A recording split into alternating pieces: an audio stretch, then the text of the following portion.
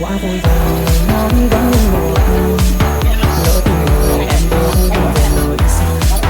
Thế gian tình người phụ lắm anh ơi, nếu em buồn anh nhớ anh chàng đợi giao chiều thoáng đưa mình tan đặt lòng khiến anh ngỡ ngàng.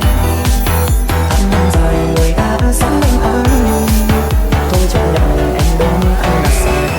Chạy lòng trong anh lạnh, chạy lòng trong anh lạnh ngỡ một đời phải bỡ vơ một